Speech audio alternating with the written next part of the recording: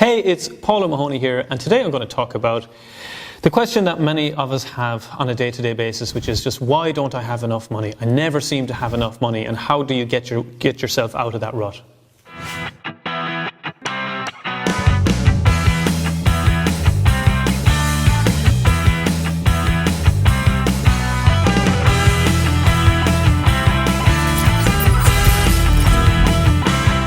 Okay, so before we get started, if this topic is something that you want to delve into in a lot more detail, feel free to go to rethinklibrary.com, and we have free trainings in there for you where you can get into this topic in a lot more detail.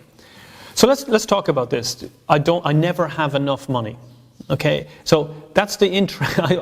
I like hearing that, because just in listening to the terminology there, I never have enough money. So it truly doesn't really matter how much they have, it's never enough.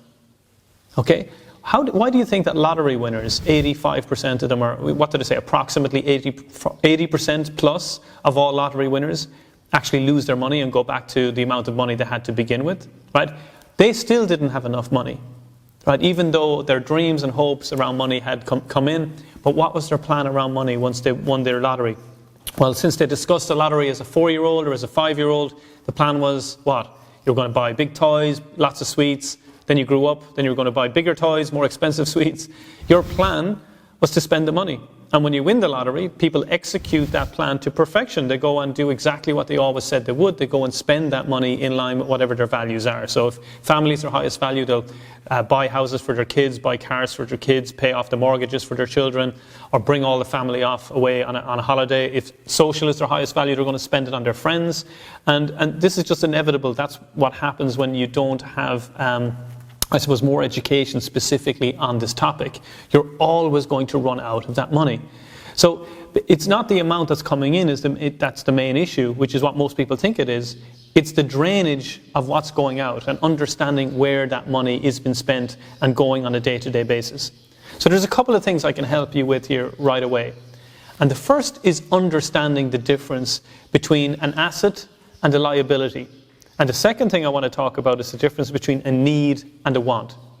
So let's start with the assets and liabilities one. Now, this is one when it was covered in school and business class where I just kind of dozed off. It just never was something that I was interested in. Maybe it was just how it was taught.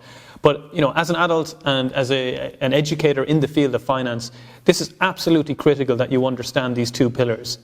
And just to simplify it, an asset is anything that puts money into your pocket. Okay, anything that puts money into your pocket. Liability is anything that takes money out of your pocket. Right? Anything that takes money out of your pocket. And simply put, the reason why you never have any money is because the money that you're spending is being spent, which gives you a little clue. It's an expense, which means it's a liability. You're spending the money on something that's taking money out of your pocket. Right, let's just stop right now. Let's just think about so far today. Let's look at the trail of money out of your wallet, your purse, or your pocket. Right, where has the money been going? Right, teas, coffees, food, possibly clothes, possibly fuel for your car, possibly paid back credit card bills, possibly your Wi-Fi connection, possibly your phone bill might have been paid today. Okay, look at all of these individual things. What do they have in common? You have to spend that money again. Right? You're going to have to re-spend it again. You're going to still have to buy more coffees tomorrow, more clothes, more fuel for the car, more shoes, whatever it is you've been spending your money on. You're going to have to repeat the process. You're going to look at whatever it is, whether it's clothing or shoes, where you say, right, in a few months you'll go, I don't like these anymore, I want something new. You need to replace it again. You need to pay for it again. So the vast majority of the money you're spending, 98, 99% plus for most people, needs to be spent again, right? But we don't cop on to the fact that if we continue to do the same thing day in, day out, we're going to continue to get the same results, which Einstein refers to as insanity, continuing to do the same thing over and over again and expecting different results. But that's what we do because our friends and family and the people around us have exactly the same spending habits, so we feel it's normal. But here's the problem. Most of them are not in a position where they're financially independent. Most of them are struggling from a cash perspective. There's certainly, if you look at the disparity of wealth on the planet, where we've got 35 million millionaires, that means 99.6% of the planet, 99.6% of the people you know are not millionaires, so they haven't mastered the art of money. So modeling people who have money as a scarce commodity in their lives is exactly the opposite of what we need to be doing. We need to be modeling the people who have plenty of money in their lives, they're affluent, they're abundant, and they do things differently.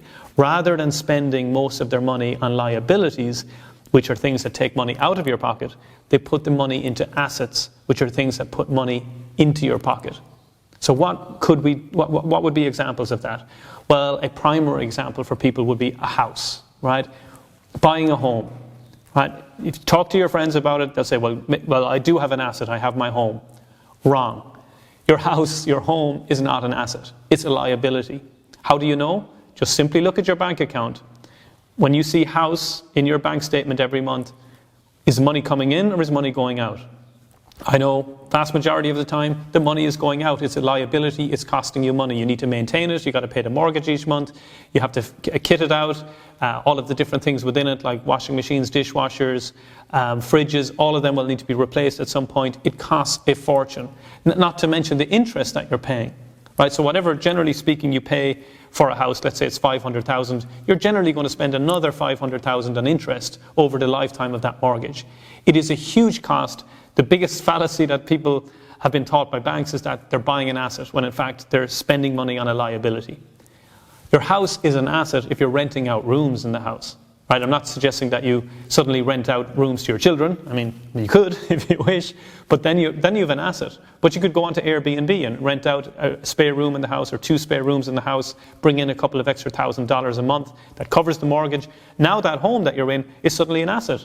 Right? It's suddenly an asset. So you can take a liability and turn it into an asset in some cases, which is a very smart move, right? But just like a car sometimes people think is an asset. It's clearly a liability. It costs you money every single month to maintain, to drive around, unless you decide that you're going to become an Uber driver. Now you've certainly purchased an asset, right? Now you can actually purchase it through a company. It no longer needs to be coming out of your personal money. You don't need to pay your car loan out of your personal money. It can be set up in a way that it doesn't come out after tax. It comes out from your business, and it's an expense of your business. So what other things could you do? So maybe you say, well, Paul, I can't afford a house right now. So that's not a problem I have. The car that I have is only worth about £500 or $500. It doesn't really fit in, as far as I'm concerned, into one of these categories. I can't certainly become an Uber driver with the car that I have. Well, one of the other things that you can start putting money into immediately, that Warren Buffett says is the most important investment you can ever make, is yourself and educating yourself. That's the number one asset that you can invest in. Because when you invest in yourself, that's what enables you to ask the right questions. That's what gives you the awareness to know what the problem is. Right? Most of us actually have the answers inside of us for a lot of problems that we face on a day-to-day life. We just don't know what questions to ask.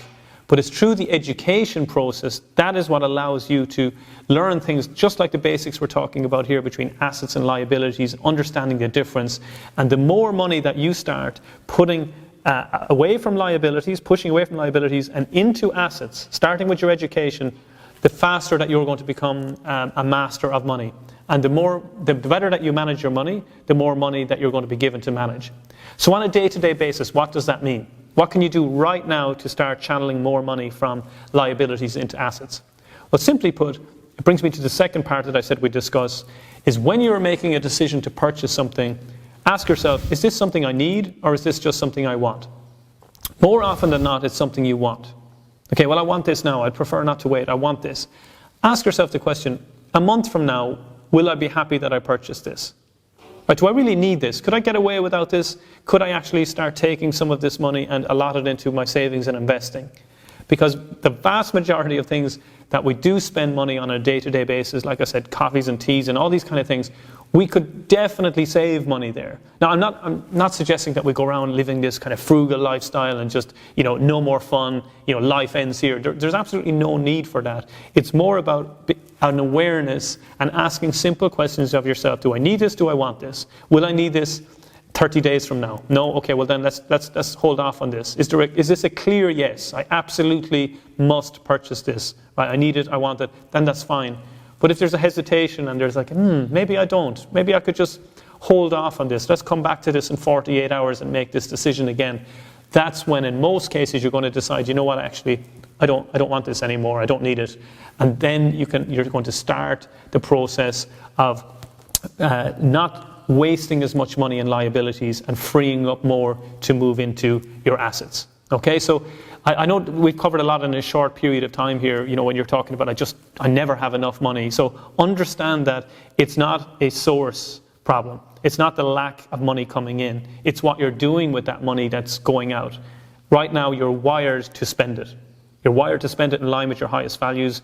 Most people aren't even aware of this. So no matter how much comes in, it's going to continue to go out. So we need to stop the hemorrhage of money. We need to do an assessment on where it's going, what specific area of the 8 is it going out in, and then focusing on how can I start moving money right now from what I just spend all the time in liabilities and move it into assets. The first question around that is, when you start spending money, do I need this or do I want it? Is it a clear yes or no? Let's wait for 48 hours and see what I think then.